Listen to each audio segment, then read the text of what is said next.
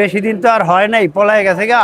আমি আসছিলাম, দেখতে আসছিলাম আওয়ামী লীগের কার্যালয়। আজকে তো কিছু একটা মিছিল টিছিল হওয়ার দরকার আছিল, কিন্তু এটা হয় নাই। নেতা কর্মীদেরকে আমরা দেখতে পাইতেছি না।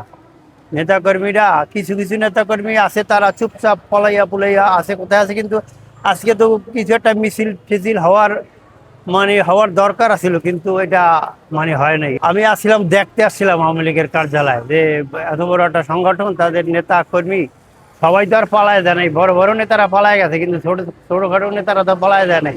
তারা আজকের এই প্রতিষ্ঠা বার্ষিকী হিসাবে এই যে এই দলের কার্যালয় যে ভেঙ্গে চিরে ফেলাইছে, তার প্রতিবাদে বা এই সরকারের প্রতিবাদে তাদেরকে তো এখন দেখা যাইতেছে না তেমন একটা।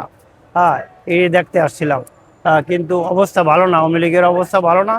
কারণ বেশি দিন তো আর হয় নাই, পলায় গেছে গা। আওয়ামী লীগ ফেরা খুব কঠিন হয়ে যাবে। আওয়ামী লীগের যে এখন যে কার্যক্রম, এই কার্যক্রমে আওয়ামী লীগ ফিরতে পারবে না।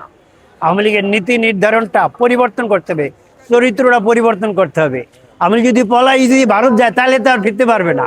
আমি যদি পলাই যদি অন্য এই দেশে থাকিয়ে যেত এরশাদের মতো, তাইলে ফিরতে পারতো। কিন্তু পলাই গেছে ভারতে। ভারতে পলাই যে এই আওয়ামী লীগ ফিরে আসা সম্ভব না। দেখলাম যে আশেপাশে কোনো আওয়ামী লীগের নেতা কর্মী নাই।